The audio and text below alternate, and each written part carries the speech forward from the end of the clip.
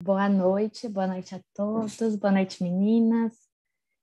Estamos iniciando mais um Uniround, número 178. Trouxe um caso bem bacana. Só lembrando que os conteúdos aqui discutidos são destinados a médicos veterinários e estudantes de medicina veterinária. E se alguém tiver alguma dúvida, pode deixar um recadinho nos comentários.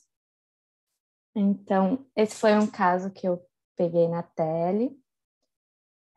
De um aumento, que o tutor relatava aumento de volume em região de faringe há 60 dias. Ah, tá, era um cão de 8 anos, fêmea não castrada. E tinha esse aumento na região de faringe há 60 dias. Sinais clínicos, então, eram aumento de volume, anorexia, emagrecimento progressivo, exame de sangue com enzimas hepáticas altas e anemia. E a suspeita, então, era de neoplasia. Bom, essas eram as imagens, né? Eu observei, então, um aumento de volume nessa região. Fiquei um pouco em dúvida se a região retofaríngea também estava um pouco alargada. Aparentemente, a coluna de ar estava mantida, mas um pouquinho deslocada. E traqueia, ok. O aparato tireoide um pouquinho retardado, né? Mas eu não escrevi isso, eu acho. E aí veio outras imagens, me chamaram muita atenção. E mais umas bolonas aqui aparecendo, né, nessas incidências. E aí eu já fiquei com uma suspeita mais de linfoma, né? Só que fiquei bem em dúvida. Na verdade, assim, vendo a imagem, eu falei, putz, é linfoma, já estamos aí, né? Mas depois, quando fui laudar, falei, ai, será que eu não estou sendo muito direta? Um caso que também não era tão específico, não era suspeita. Linfonodomegalia, por exemplo. Aí fiquei bem em dúvida e resolvi trazer para a gente discutir. Não foram obtidas radiografias em projeções ortogonais da região cervical. Aí eu descrevi que tem um importante aumento de volume na porção ventral da região cervical cranial, ventralmente a orofaringe, um aspecto homogêneo de radiopacidade de tecidos moles, de contornos parcialmente definidos. Então, descrevi também a região de volume similar, ovalado, de contornos parcialmente definidos, na região pré-escapular bilateral. Coluna gasosa, de naso e orofaringe aparentemente preservadas. Traqueia apresenta calibre luminal e trajeto preservado. Aí eu acho que eu incluiria, né, essa questão do retesamento do aparato tireoide. E seria isso. Então, como impressão diagnóstica, eu incluí que era um importante aumento de volume na porção ventral da região cervical cranial e regiões pré-escapulares, sugere linfonodomegalia mandibular e pré-escapular axilar. Linfoma deve ser considerado um importante diagnóstico diferencial. E não descarte-se outras afecções sistêmicas que cursem com linfonodomegalia. Eu não sabia nem o que incluir de diferencial, assim, né? Fui dar uma pesquisada, mas ficou bem restrito, assim, alterações nessa região cervical, né? Algum processo infeccioso, mas nada clinicamente que justificasse. E aí recomendei citologia aspirativa de linfonodo mandibular e pré-escapular axilar para elucidação diagnóstica. Bom, daí depois, né, que passou, porque foi um pedido de urgência, eu fui dar uma estudada melhor, fiquei bem incomodada assim, com esse laudo. E aí vi que os diagnósticos diferenciais para essas massas na faringolaringe podem ser extramurais, né, intramurais ou intraluminais. E aí, para as massas extramurais, que o aspecto seria esse deslocamento, alteração na coluna de ar, seriam mesmo os linfonodos, né, como os principais diferenciais, glândulas salivares, alterações esofágicas, neoplasias no tireoide. E aí outros diferenciais menos comuns. Aí eu falei, pois eu não sabia nem mais os linfonodos, porque acho que o paciente estava com os braços é, na posição humanoide, né? E aí deslocou o cranial, eu já não sabia se era axilar, se seria pré-escapular. E aí tem muita coisa passando nessa região, então dei uma boa revisadinha. Nessa questão dos linfonodos, então, mandibulares, né? Seria dessa região cervical cranial. E aqui eles trouxeram como linfonodos cervical superficial. Esse daqui é de um livro de anatomia específico, né? Eu nunca tinha visto essa descrição, né? Como cervical ou superficial. Geralmente eu aprendi na faculdade, pelo menos, que era pré-escapular. Também acho que eu já mudaria, porque é um livro mais recente.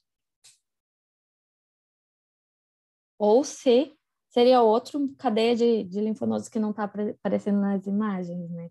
Que seriam os pré-escapulares e axilares.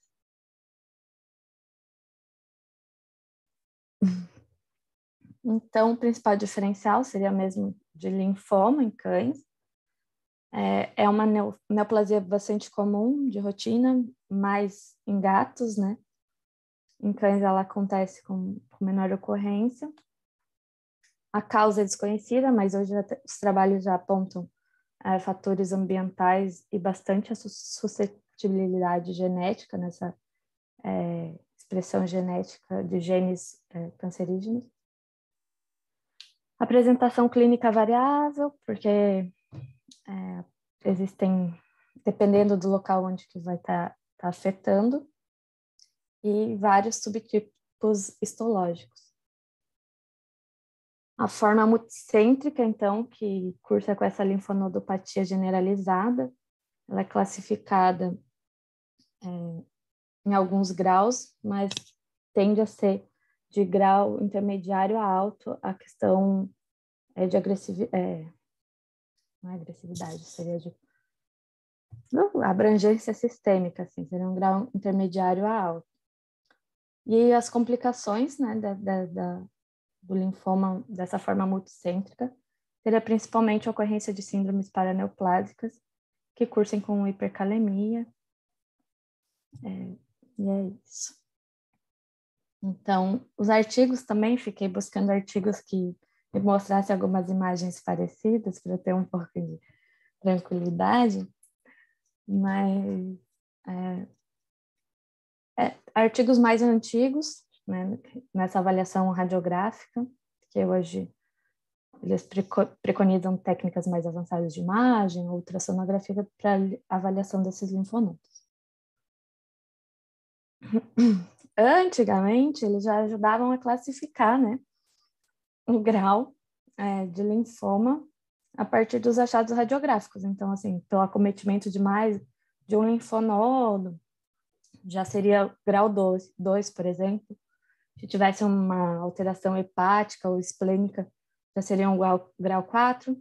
Mas eu acho que isso é muito mais clínico e histológico do que a radiografia, até porque a gente acaba avaliando uma região, né? E existem muitos outros linfonodos para entrar nessa classificação. Então, para o meu laudo eu já trouxe algumas alterações. Eu acho que eu já colocaria que o linfoma poderia ser do tipo multicêntrico, como o principal diferencial. E colocaria que poderia, né? Não descartaria outras afecções, mas que cursassem por uma linfoadenopatia generalizada, por já estar mais tranquilo assim de ser um linfonodo naquela região mesmo. E bom, seria isso. Acho que é um casinho simples, né? Mas quando a gente se depara, eu fiquei bem insegura de ser bem direta mesmo. E é isso, gente. Alguém tem alguma coisa, pegou alguma coisa parecida? Eu acho que é uma região confusa essa cervical, né? Eu tenho dificuldade, às vezes, de pensar em diferenciais também, porque tem muitas estruturas e estruturas que a gente não define assim mesmo, né? Uhum. Vaso, né? Tireoide. Mas eu concordo com linfonodos mesmo. Quando eu comecei a laudar, tinha mais imagens, né? Tinha umas 5 imagens de cada projeção. E aí, estava bem na cervical, eu falei, pode ser linfonodo, pode ser cialocele, pode ser... Já tinha feito mais uma, né? Daquela mais central, né? Aí foi descendo, foi descendo. Eu falei, ai, meu Deus. Daí tinha uma imagem mais do tórax, assim. Daí eu falei, gente, daí na lateral também parecia 2 ovos, assim, né? Falei, meu, que grandão. E fiquei bem assim, porque geralmente eles já trazem, né? Tem essas massas palpáveis, né? E não trouxeram nada no histórico. Aí deixa mais confuso ainda. É. Eu acho até que talvez acrescentaria aumento do espaço retrofaríngeo, assim. Quando tu mostrou lá na Sim. imagem, eu acho que parece ter, assim, um deslocamento ventral lá da laringe. Né? E o retesamento também, né? Agora... Seria mais uma região de linfonodo também. Sim, é isso que depois avaliando essa região de retrofaringe, dá até umas neoplasias bem doidas, assim, não tireoidianas, que cursam com esse deslocamento, e também tem linfonodinhos ali, né? Na verdade, acho que dá para acrescentar tudo isso. Eu até pensei se, sei lá, um tumor louco nessa região que está levando a alguma metástase linfática, então a linfonodomegalia ser secundária, mas acho que o linfoma faz mais sentido também. Parece que tá meio caderno. Fiquei só viajando também. Não, por isso que eu resolvi manter que sim, de não descartar outras afecções, porque eu tô pensando, putz, né? Elô, dá para voltar na imagem lateral? Dá sim. Ah, tá.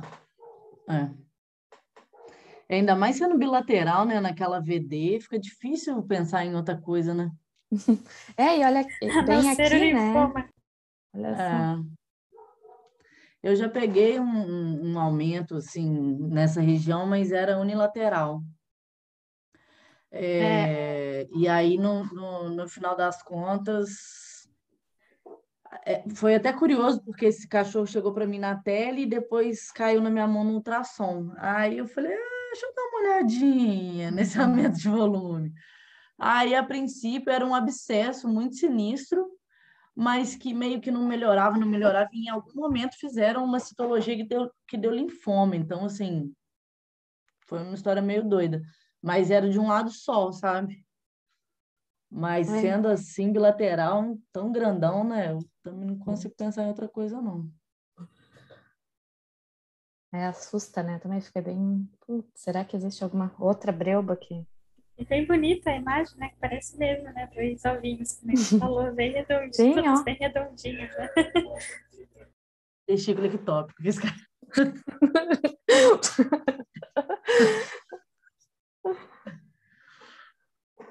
É isso, gente.